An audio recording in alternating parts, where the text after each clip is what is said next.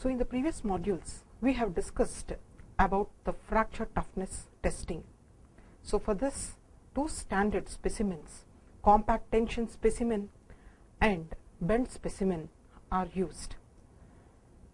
And there is a certain criteria to obtain a valid fracture toughness.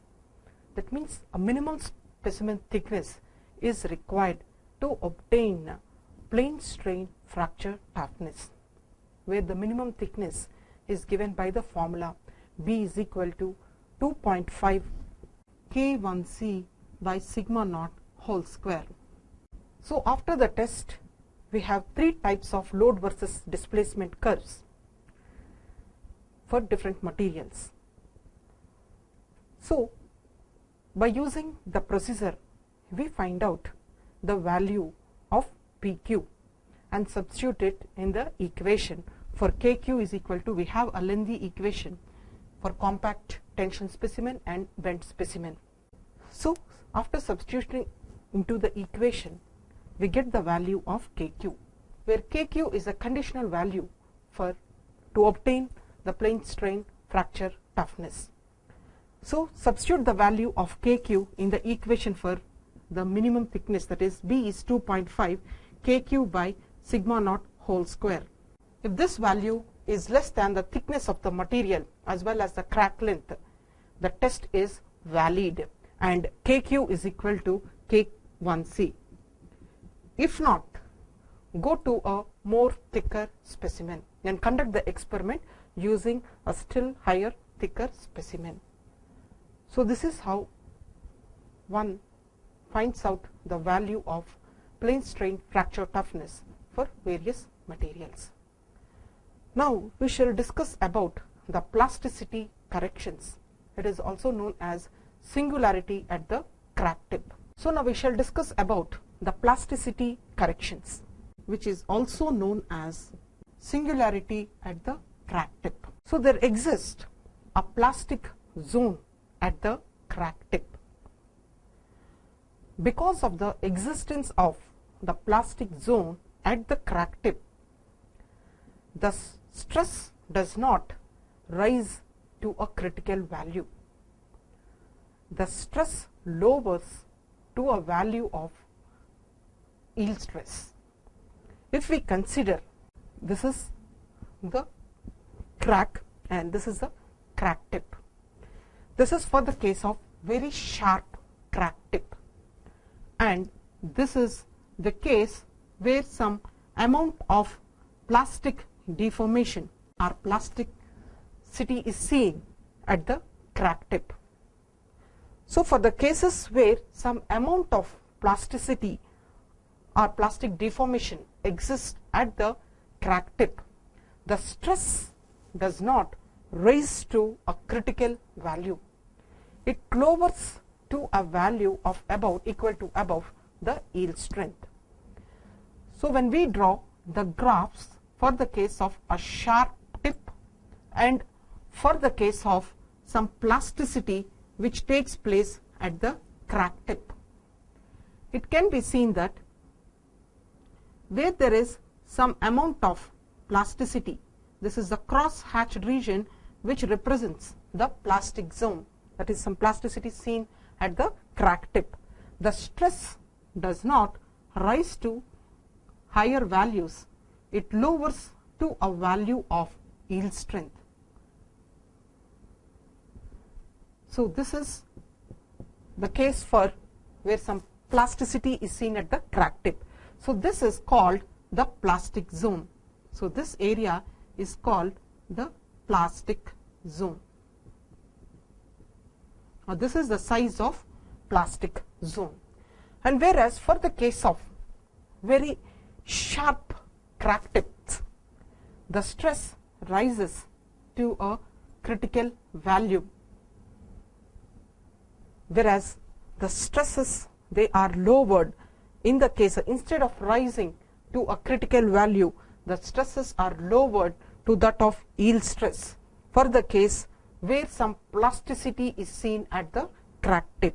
So this region is called the plastic zone. So this is known as the plastic zone, which is given by Rp is the plastic zone size. It is given by sigma square A by 2 times of sigma naught square. So this is the formula which is used for the plastic zone size. So this can also be written in terms of K, the stress intensity factor, where K is given as K is sigma square root of pi A. So K square can be written as sigma square into pi A, where K square by pi is equal to sigma square A. So this can be substituted for sigma square A, and it can be also written as K square by 2 pi into sigma naught square, where sigma naught is the yield strength of the material. Either we can use sigma subscript O or sigma subscript Y, which indicates it is the yield strength of the material. This is the yield strength of the material. So Irwin proposed that due to the existence of this plastic zone, the length of the crack is greater than the actual length. If this is the actual length of the crack, but because of the existence of this plastic zone at the crack tip, so this is the size of plastic zone. So the crack length is the sum of the actual length plus the plastic zone size. So the effective crack length, A effective subscript EF double F stands for effective crack length. So effective crack length is given as the sum of the crack length plus the plastic zone size. Whereas for the case of very sharp crack tips, where there is very little amount or very small amount of plastic zone, whereas in the case for materials which has some amount of plasticity at the crack tip, effective crack length is equal to actual crack length plus the plastic zone size. So the effective crack length is larger than the actual crack length. So because of the existence of plastic zone, the stiffness is lowered and the displacements are larger. So the plastic zone size is equal to 1 by 2 pi K square by sigma naught square for the case of plane stress condition, where plane stress is stress along one direction is 0, and the plastic zone size for the case of plane strain condition is 1 by 2 pi K square by sigma naught square. This is for the case of plane strain condition. So from this it can be seen that the plastic zone size is smaller for the case of plane strain than for the case of plane stress conditions. The lower value of the plastic zone size for the case of plane strain condition, that is for the case of thicker materials, is mainly due to the constraints imposed to the plastic deformation. Thereby the plastic zone size is lower for the case of thicker material, that is for the case of plane strain condition, than for the case of thin material, that is for the case of plane stress conditions. Because of the constraint imposed by the triaxiality state of stress, the plastic deformation is less in the case of thicker material. Therefore the plastic zone size is smaller for the plane strain condition than compared for the plane stress condition.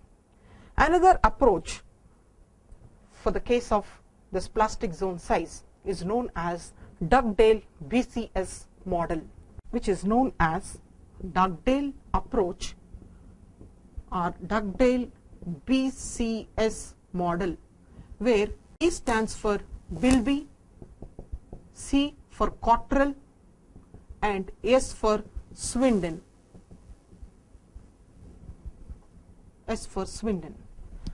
So according to this approach, this is the crack.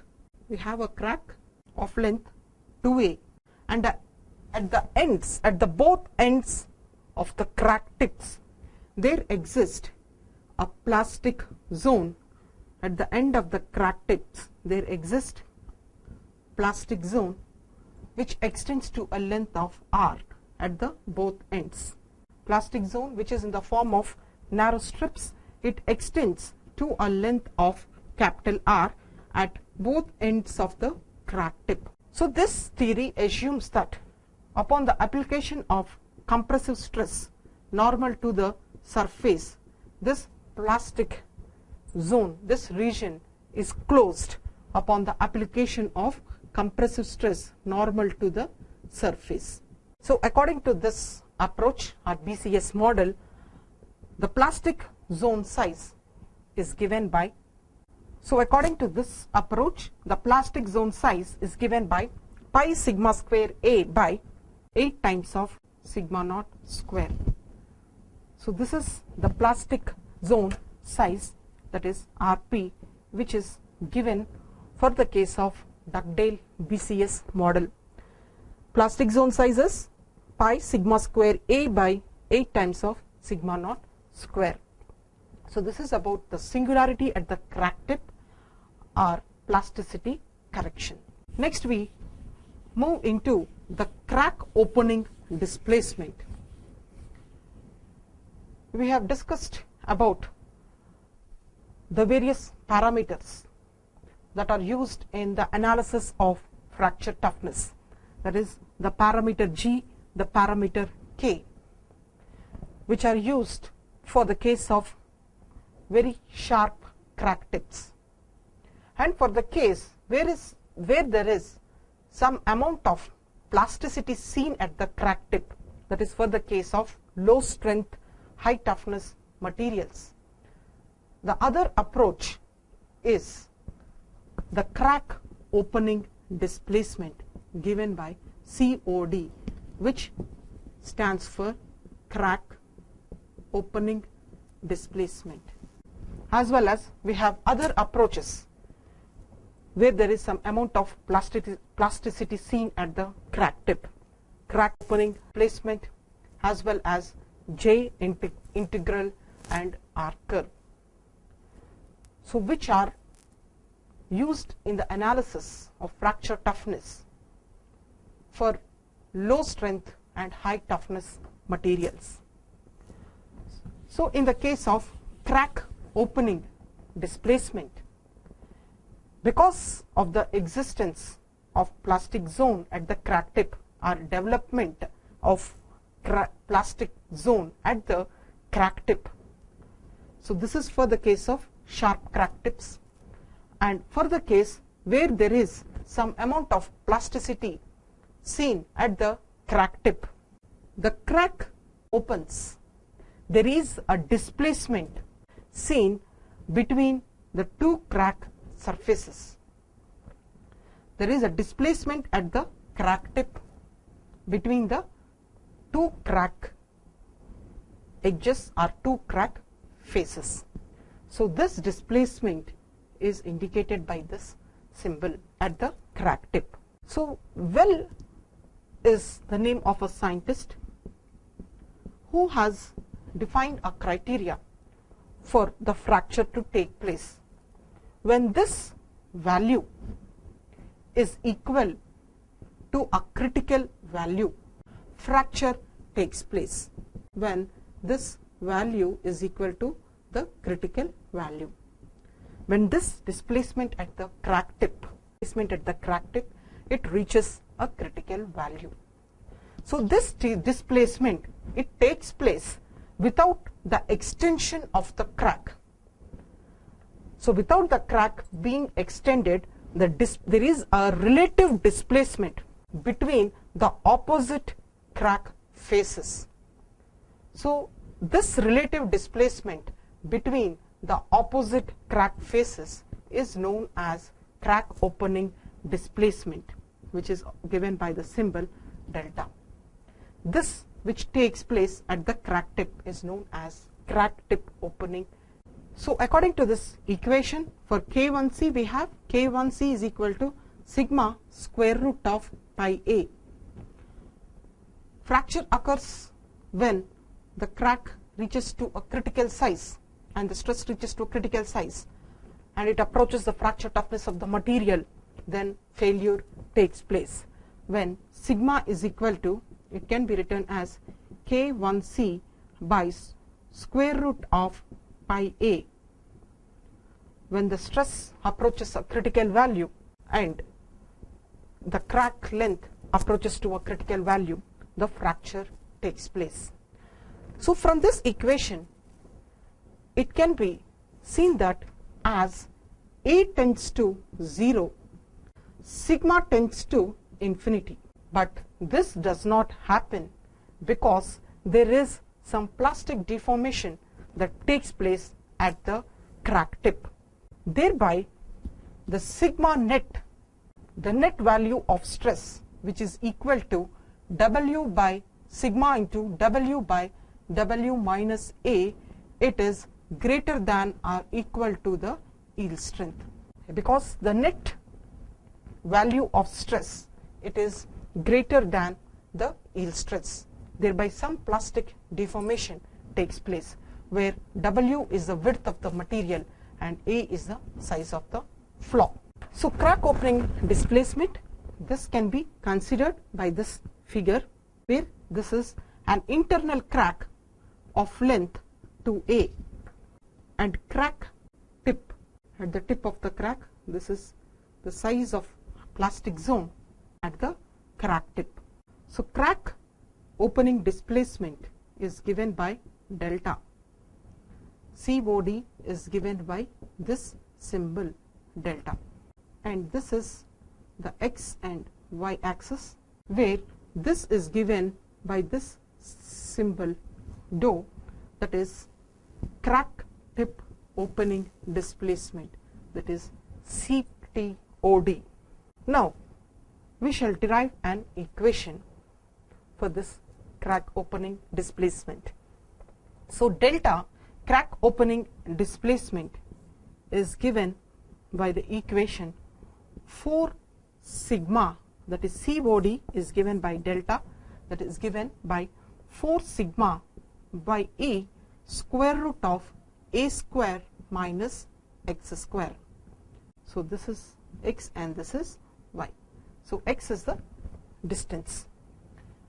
So 4 sigma by E square root of A square minus x square. At the center of the crack, x is equal to 0. At the center of the crack, we have x is equal to 0. Thereby substituting the value of x is equal to 0, we have delta is equal to 4 sigma by E square root of A square minus 0, that is equal to 4 sigma by E into A. So this is the delta max, or the maximum value of crack opening displacement, which is at the center of the crack.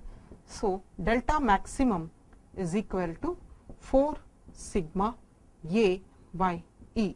Now applying the plasticity corrections, where the effective crack length is the sum of the actual crack length plus the plastic zone size. Now applying the plasticity correction, we have from this equation delta is equal to 4 sigma by E into square root of A plus RP, that is the size of the plastic zone, minus x square. This is the equation we arrive at by applying the plasticity correction. Now shifting the origin, displacing the origin to the crack tip, we have now shifting the origin to the crack tip. We have shifted this origin to the crack tip. Initially it is at x is equal to 0, that is the center of the crack. Now shifting the origin to the crack tip, we have this axis that is y and x. So substitute for x is equal to a. So from the equation we have delta is equal to 4 sigma by E, and in place of x we substitute it for a, that is equal to square root of a square plus rp square plus 2a rp minus a square. So when it is shifted, when the origin is shifted to the crack tip, we have the crack tip opening displacement that is given by at x is equal to a, and when rp is much greater than a, we neglect this term. So finally delta is equal to, we have 4 sigma by E into a gets cancelled and rp can be neglected when it is much smaller than the crack size.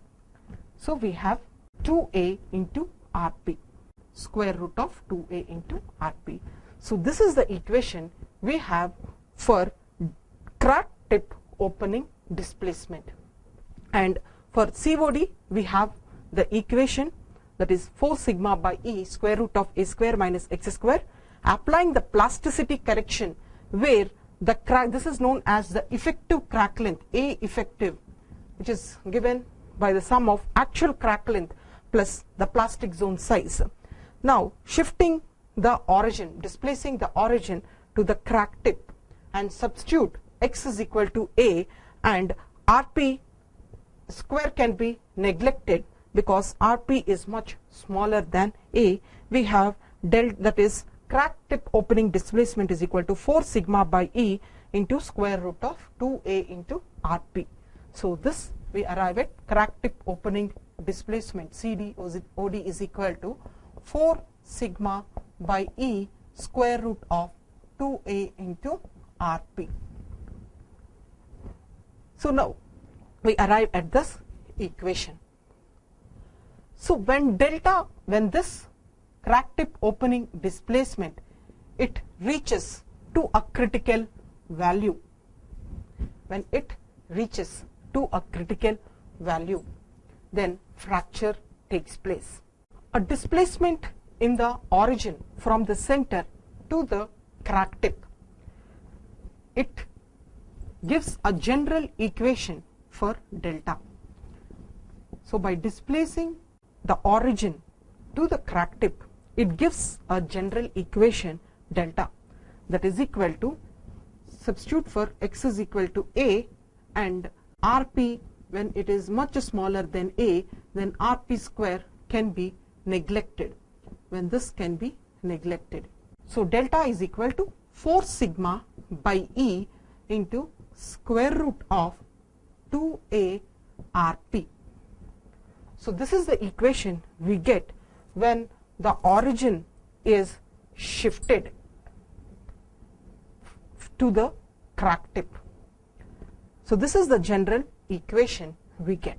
So from this, substitute the value of rp in this equation, where here a can be written as a effective, which includes the effective crack length, that is, which includes the actual crack length plus the size of plastic zone, where a effective is equal to a plus the size of the plastic zone.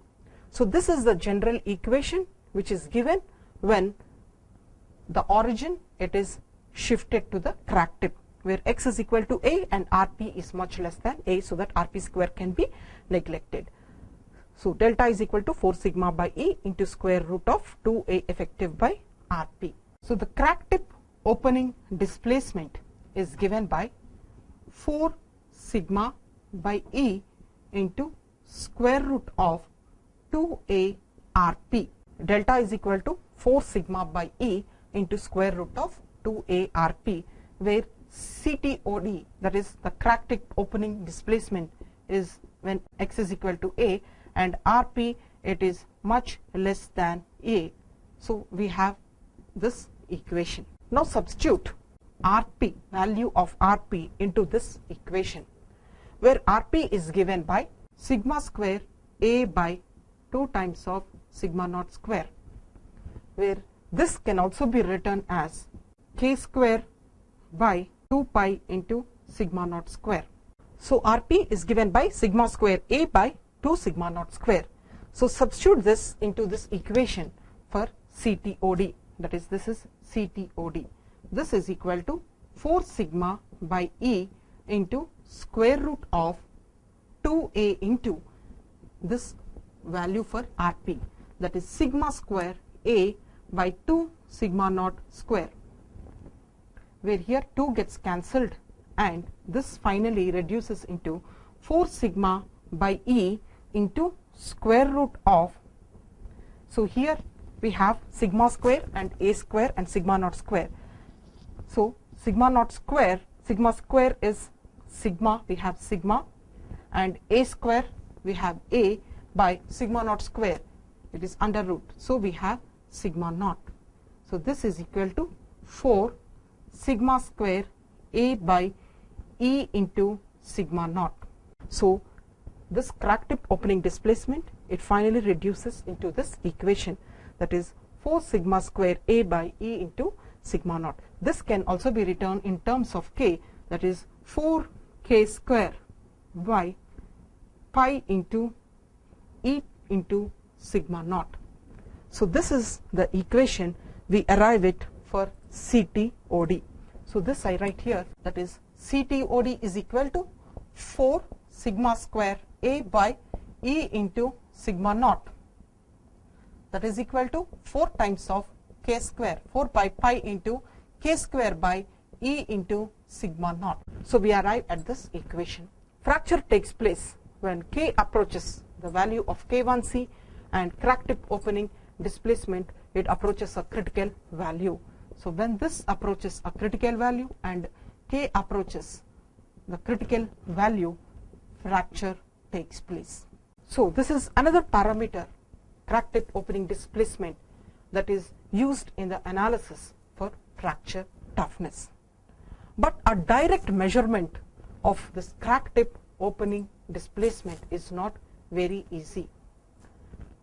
So an indirect method of measuring this crack tip opening displacement is from the equation of delta, that is crack opening displacement. So from the equation of delta, we have delta is equal to 4 sigma by E square root of A square minus X square, where A is substituted for effective crack length, that is A plus Rp.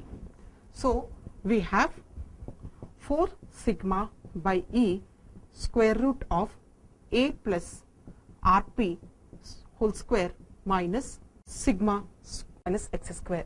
So this is equal to 4 sigma by E into root over A square minus X square plus Rp square plus 2A Rp,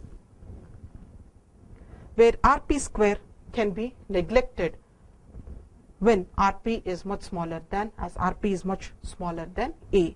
So we have the final equation, that is delta is equal to 4 sigma by E into square root of A square minus X square plus 2A into Rp, where Rp it is substituted from the previous equation we have, where from the previous equation we have delta, this crack tip opening displacement is equal to 4 sigma by E into square root of 2A Rp.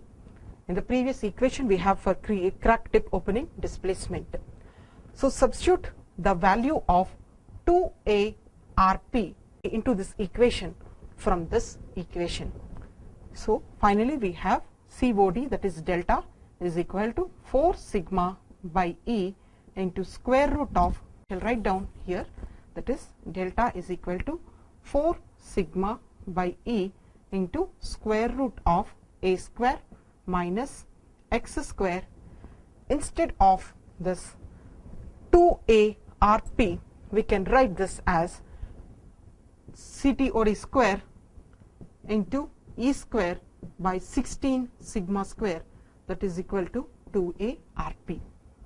Okay. Substitute the same value into this. We have e square into crack tip opening displacement square divided by 16 sigma square. So this is the final equation we have in order to determine this crack tip opening displacement. Because by measuring this value of delta, that is by determining this crack opening displacement, we can make an indirect measurement of crack tip opening displacement, CTOD.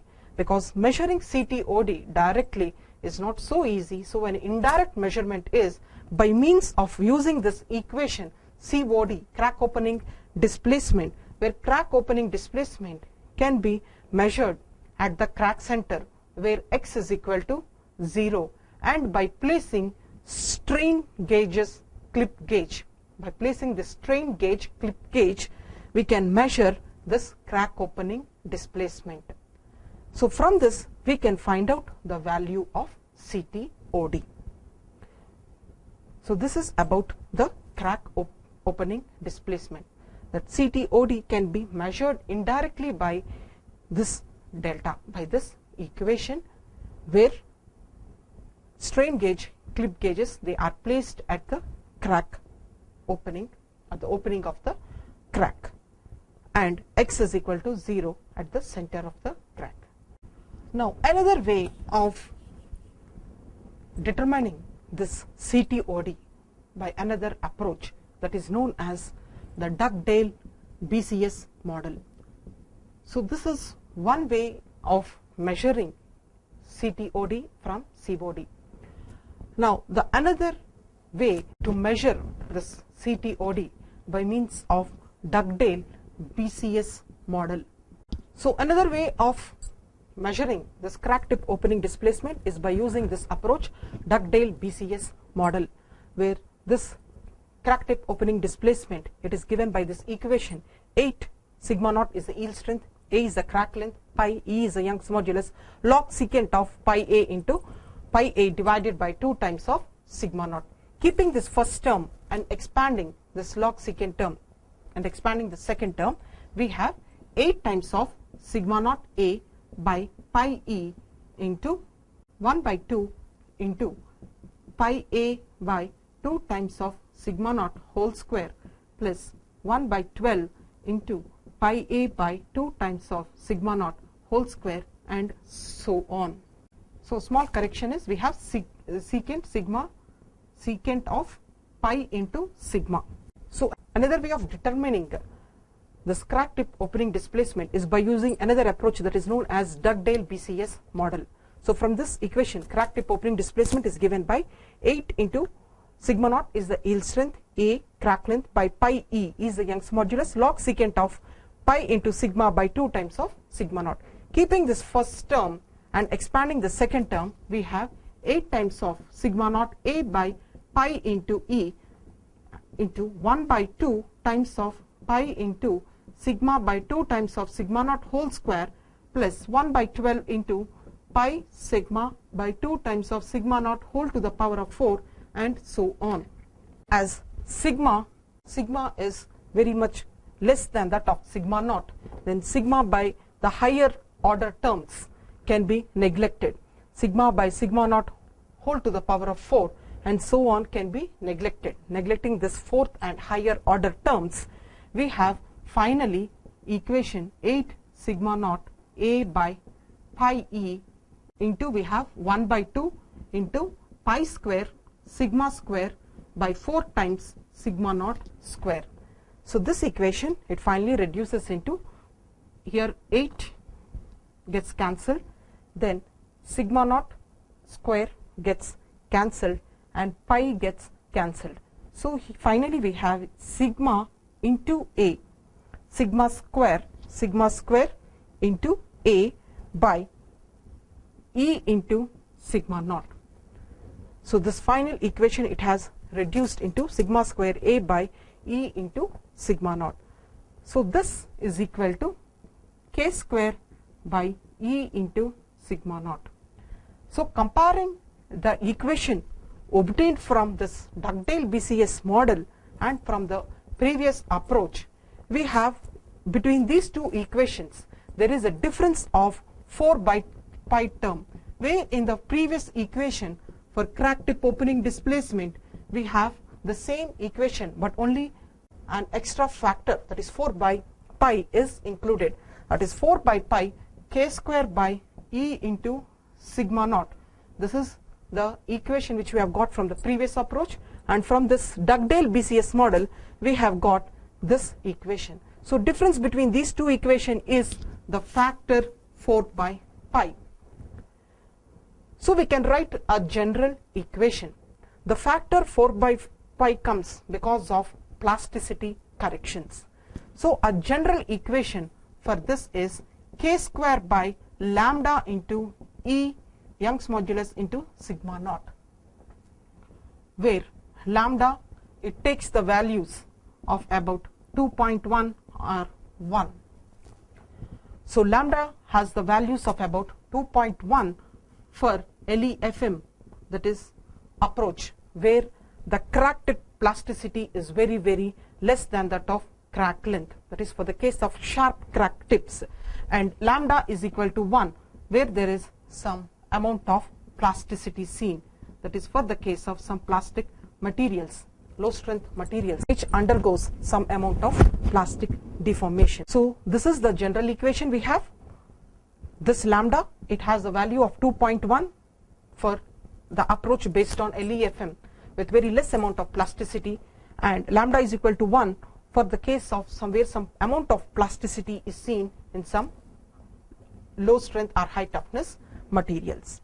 So this lambda, it depends upon the various factors, like where that is the exact location or the point at which CTOD is measured, the exact point at which this crack tip opening displacement is measured.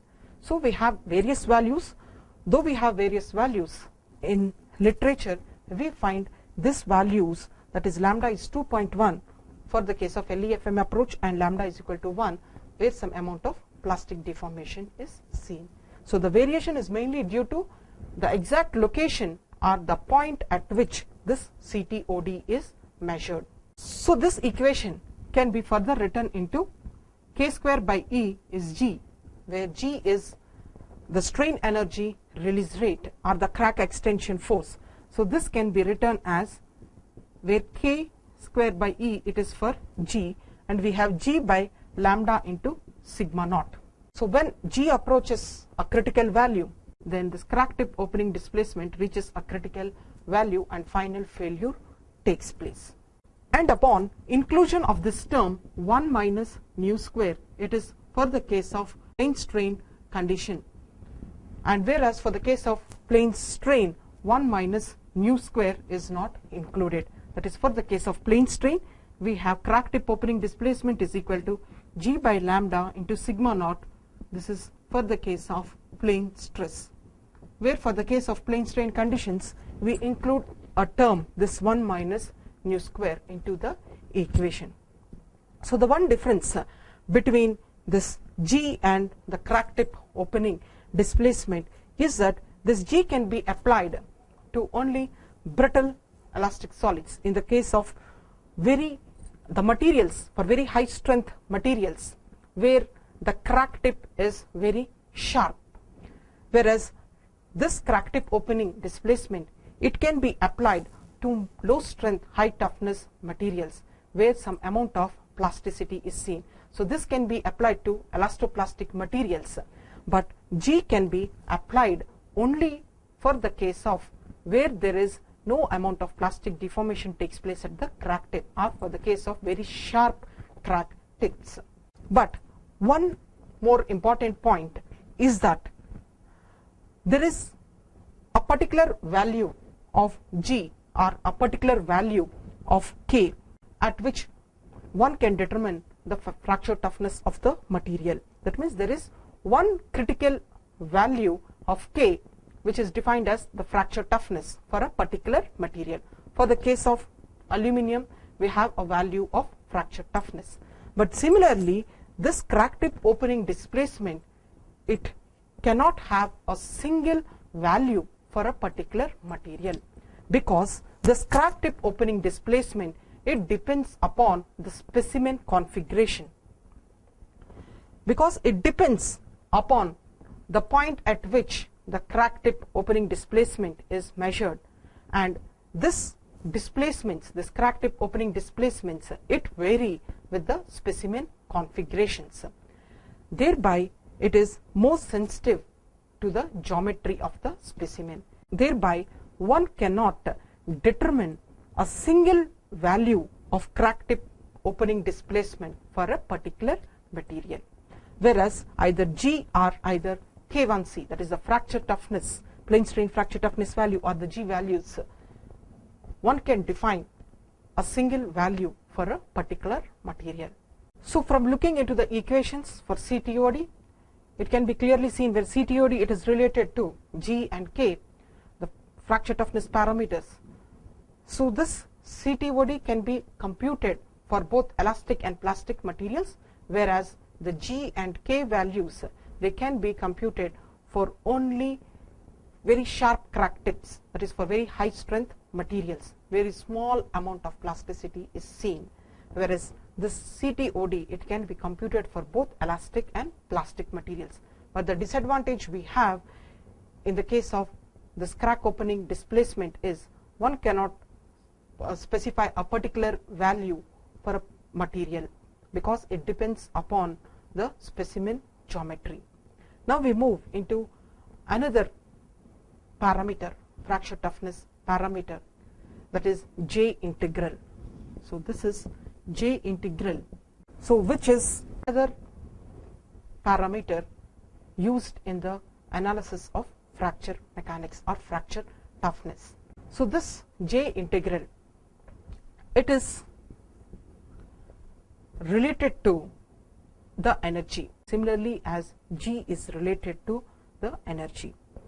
So this J integral, it provides a value of energy for a crack to propagate in an elastoplastic material, whereas for the case of G, that is the strain energy release rate, which is also related to the energy, it is for the case of an elastic material, that is for the case where the crack tips are very sharp.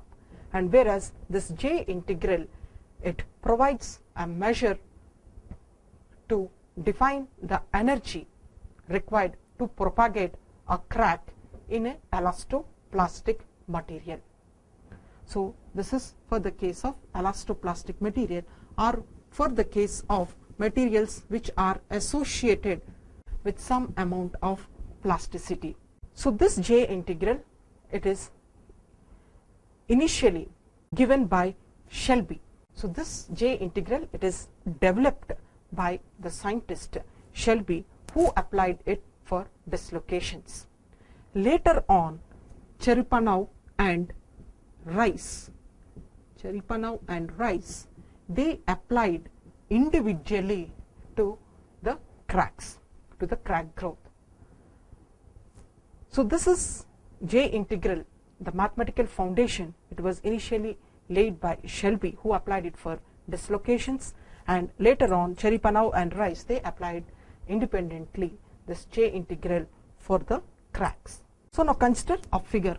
This is a closed contour which is indicated by the symbol. So this is a closed contour, so which is subjected to external forces. So this closed contour subjected to external forces F1, F2, Fn, and so on. Due to the application of this external forces, there are some internal stresses that arise in this closed contour. On the basis of the theory of conservation of energy, Shelby showed that this closed contour J integral, for the case of closed contour, approaches the value of 0.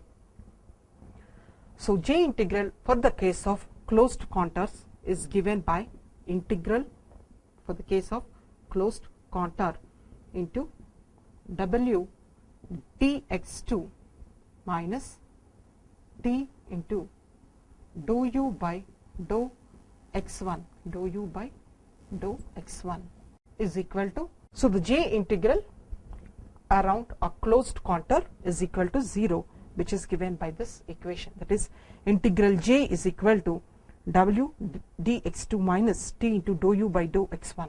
So this is the equation we have, integral J is equal to W dx2 minus t into dou u by dou x1 into ds is equal to 0. So where W dx2, this is the strain energy, where W into dx2, it is the potential energy of the system, where W is equal to, we have integral 0 to sigma ij, that is sigma ij into d epsilon ij, where this is equal to the area under the stress displacement curve, that is the potential energy, and T is the tension or traction vector which acts perpendicular to this contour and in a direction pointing outwards, that of this contour, and ds is an element, it is a ds is the length of the element along the contour, and we have here u is the displacement along x1 direction. So we have here x1 x2, u is the displacement along x1 direction. So this is a closed contour. When external forces they act on this contour, internal stresses developed on it, and according to the conservation of energy, Shelby has shown that integral J around this closed contour is equal to 0. So integral J is given by this equation, where W is the strain energy and ds is the element along the surface of the contour, T is the tension or traction vector which is perpendicular to the contour and pointing outwards, u is the displacement along x1, where W is the strain energy per unit volume. So J is also related to energy, similarly how G is related to energy, but G is for the sharp tip cracks for the very limited plasticity, and G is for elastoplastic material where there is some amount of plastic deformation at the crack tip. So J is also having the same units as that of G. Now this figure shows a closed contour along the crack. So this is A, B, C, D and E, F. So this is the crack, and A, B, C, D, E, F is the closed contour. A, B, C, D, E, F. This is the closed contour surrounding the crack tip. So the J integral is given by, so this is contour 1, closed contour 1, and this is closed contour 2. So J is the sum of the contour 1 plus closed contour 2, where it can be written as J of contour 1 plus J of closed contour 2 plus J of AF plus J of CD, J of AF plus J of CD. T is 0, T is equal to 0 for J of AF and J of CD. T is equal to 0, JF and CD. Thereby J of AF is equal to J of CD is equal to 0. Along AF and CD, T is equal to 0. So along AF and CD, T is equal to 0. Along the crack surfaces, we have AF T is equal to 0 along AF and CD. Thereby J of AF is equal to J of CD is equal to 0. Thereby substituting this into this equation, we have, so the J integral for the closed contour is equal to 0. So from this we have J of AF is equal to J of CD is equal to 0. So this term will be equal to 0. So finally J of contour 1 plus J of contour 2, closed contour 2 is equal to 0. Therefore J of closed contour 1 is equal to minus of J of closed contour 2. So this equation implies that integral J is path independent. Integral J, that is J around the contour 1, is equal to, it is having the same value as that of the contour 2. So J integral around the contour 1 has the same value as that of J integral of that of contour 2. So which means that J is path independent. It do not depend upon the path. And for the case of elastoplastic material, we have the same diagram, but only thing is there is some amount of crack tip plasticity, that is a plastic zone has to be shown for the case of elastoplastic material. So this is the contour 1 and this is the contour 2. So previously that is a diagram for the case of brittle material, and this is for the case of the material which shows some amount of crack tip plasticity. Our plastic zone is seen. So contour 1 and contour 2. So J does not depend upon the path, it is independent of path. So now from a physical point of view, J can be written as J is equal to 1 by B into change in the potential energy with respect to the crack extension. Or in other words, we can say the difference in potential energy between two identical bodies which has a crack length of A and A plus dA. So J integral, it can be defined as the difference in potential energy between two identical bodies having a crack length of A and A plus dA. In other words, we can write the equation for J as, where 1 by B, this B indicates the thickness of the material. J is equal to the change in potential energy with respect to the increase in crack length. So this can be shown by means of a graph. So we have load versus displacement for two identical bodies which has crack length of A and A plus dA. A and A plus dA. So J integral is given by 1 by B into change in potential energy with respect to the crack length. So change in potential energy is equal to J integral into the thickness into the crack extension dou A. So this is given from this hatched area, that is equal to the change in potential energy is equal to J integral into the thickness of the material into the crack extension. So this is given from this graph. So where this hatched region, it represents the change in potential energy that is due to the difference in crack lengths A and dA. So this shaded parts represents the change in potential energy, which is equal to J integral into thickness of the material into the crack length. So J is also an equivalent parameter similar to that KRG. But the difference between G and K is that G, it is applied to very high strength materials with very small amount of plasticity at the crack tip, where J can be applied to materials which show some amount of plastic deformation at the crack tip. Begley and Landis has shown the equivalence of J and G. They have shown the equivalence of this J and K1CRG.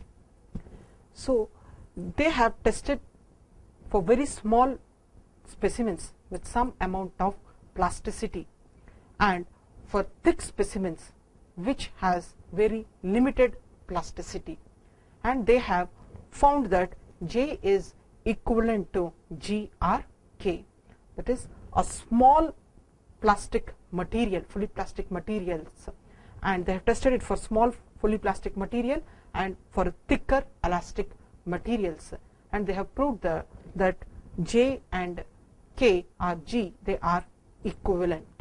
So one can use this J integral testing to find out the fracture toughness for a plastic materials, whereas we have K1C, that is for very high strength materials where the crack tips are sharp with limited plasticity.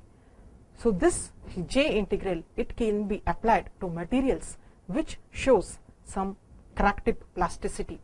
So this can be applied to find out the fracture toughness of materials associated with some amount of plasticity at the crack tip.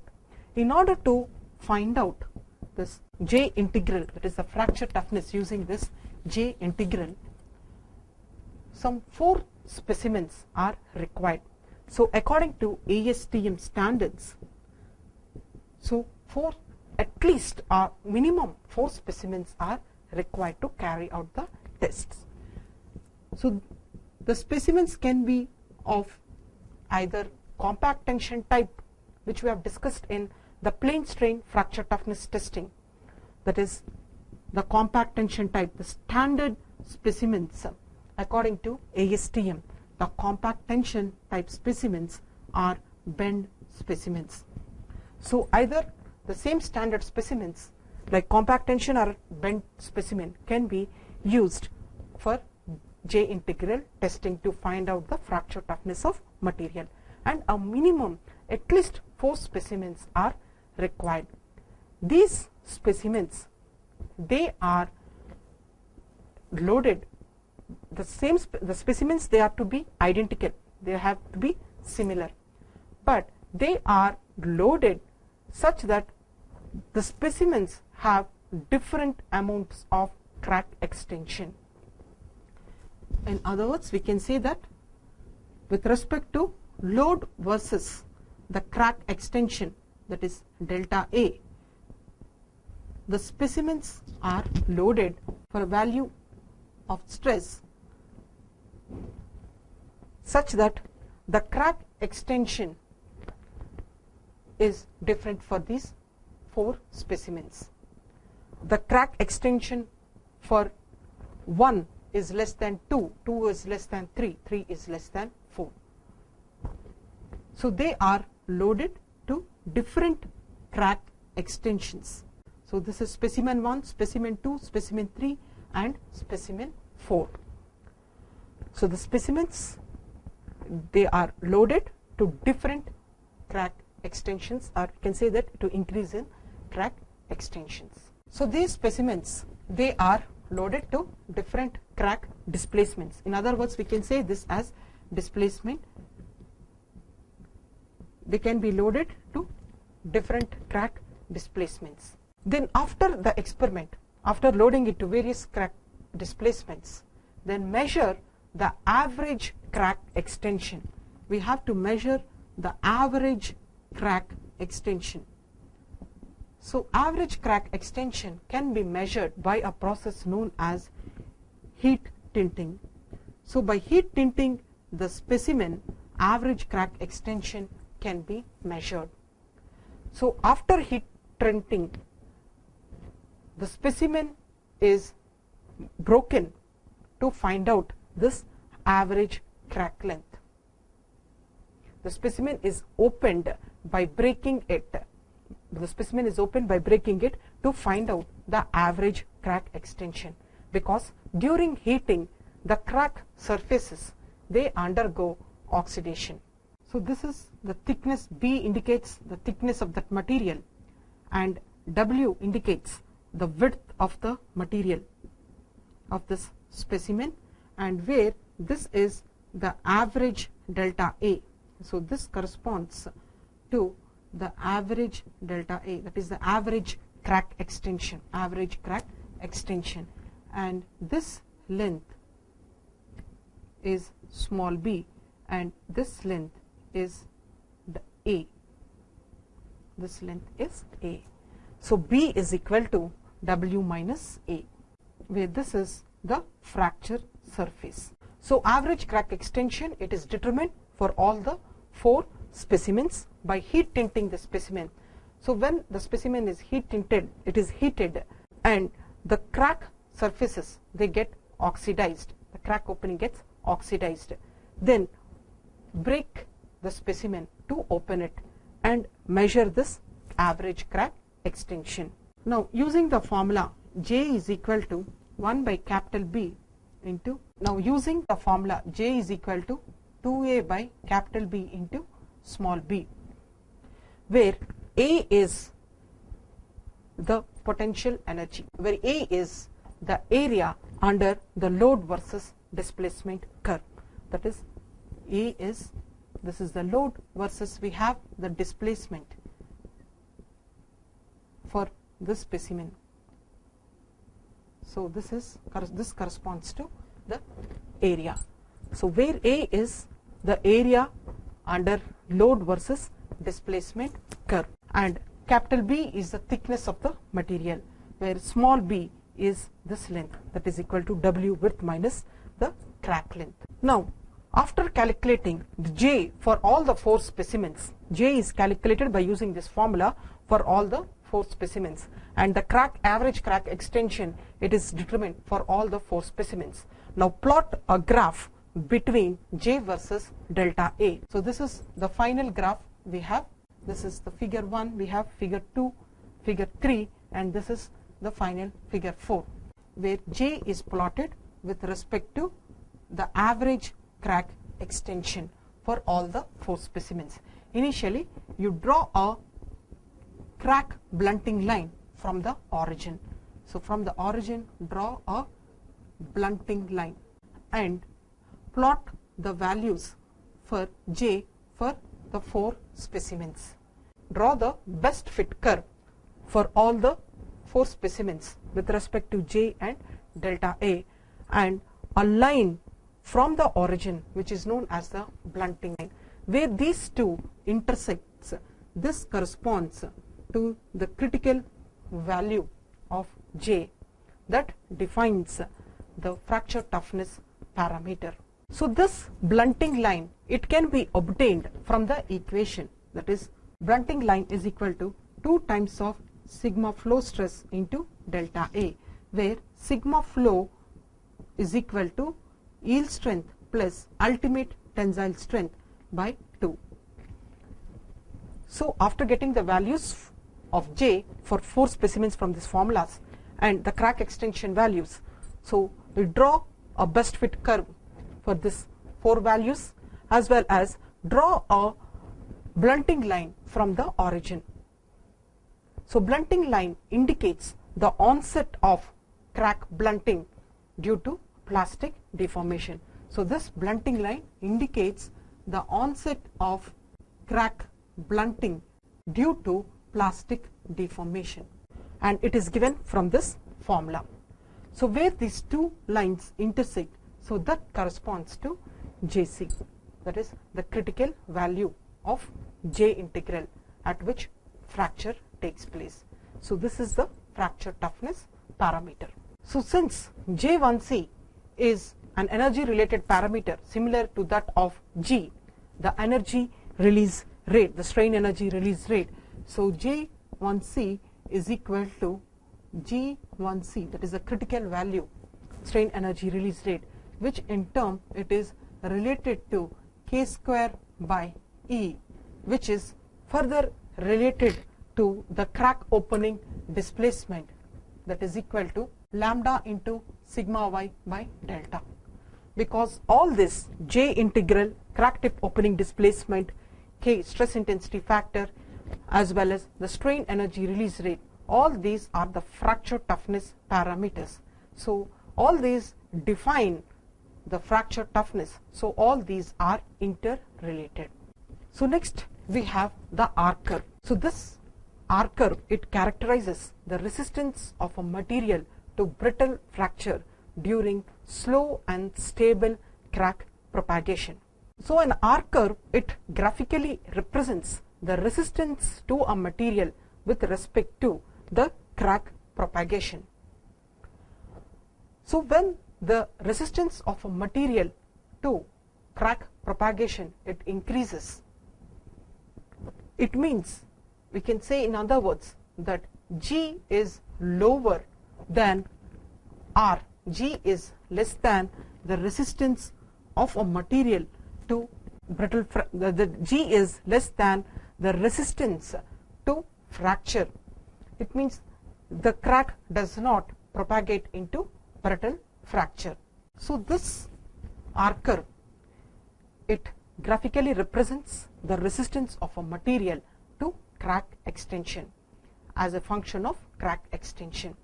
As the load increases, the G value increases, that is the strain energy release rate, the crack extension force, it increases. So we have the curves for two different materials, for a brittle material and for a plastic material. So this is R G with respect to the crack extension for the case of brittle and for the case of a ductile material, where these straight lines indicates this linear relationship with respect to the crack extension. It is for the case of G. This is increasing G, and this curved line, it is R, which indicates R. So with the increase in load for a cracked specimen, G value will increase. But at the same time, there is a resistance to crack propagation at the crack tip if there is some amount of plasticity observed at the crack tip. So due to this plastic zone at the crack tip, the resistance to fracture, it increases, R increases. According to Irwin, fracture takes place when the strain energy release rate given by dou G by dou A, strain energy release rate, is equal to the resistance to, this is the resistance with respect to the crack length. So according to Irwin, the strain, when the strain energy release rate is equal to the rate of resistance to crack growth, then brittle fracture takes place. Fracture takes place when this strain energy release rate is equal to that of the rate of resistance to crack growth, which is given by dou R by dou A. So when this criteria is met, then fracture takes place. This is given by Irwin. So the resistance to crack growth increase with increase in the size of the plastic zone. As the plastic zone size increase non-linearly with A, R also increases non-linearly with A.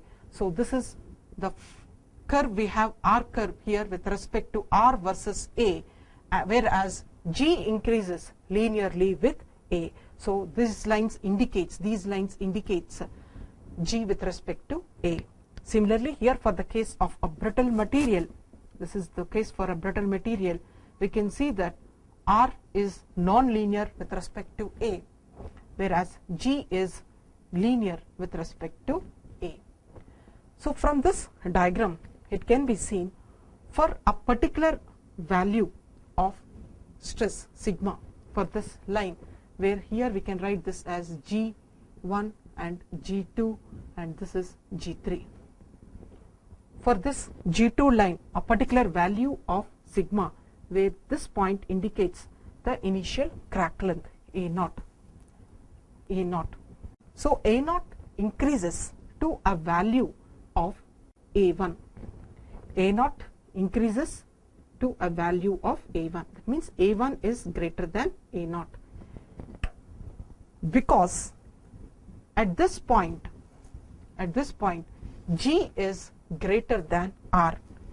When G is greater than R, the initial crack length, which has a size of A0, it increases to a length of about A1, because G is greater than R. The crack extension force is greater than that of R. The crack extension force is greater than R. But for crack lengths greater than A1, for crack lengths for A greater than A1, for A greater than that of A1, and A is greater than that of A1, G is less than R. For crack lengths greater than A1, this is A1, for cracks greater than this, we can see that R is greater than that of G. So as the resistance to crack growth is greater than the strain energy release or the crack extension force, the crack cannot further propagate, it cannot increase its length, it cannot undergo an extension in its length, because G is less than R for the values of A greater than A1. So further crack propagation cannot take place due to G values lower than R. So on further increasing the value of stress, G increases. With further increase in value of stress, G increases, G is greater. Finally, a point is reached, the critical value of G, that is the point of tangent between this R curve, the point of contact between the R curve and G corresponds to the critical value of G where the fracture takes place. So this is about the R curve with respect to a ductile material. So R and G are plotted with respect to the crack extension, crack increase in the crack length. So for the values of crack length, we have when A0, the crack propagates from A0 to A1 because the value of G is greater than R. For values of A greater than A1, values of A greater than A1, R is greater than G. R is greater than G. Thereby further crack propagation does not take place. For values of A less than A1, crack propagation takes place because G is greater than R. Finally, the point of contact of G with respect to R, we have a critical value of G which corresponds to a critical crack length. Thereby the fracture takes place. Whereas this is for the case of a brittle material, where we can see this is a square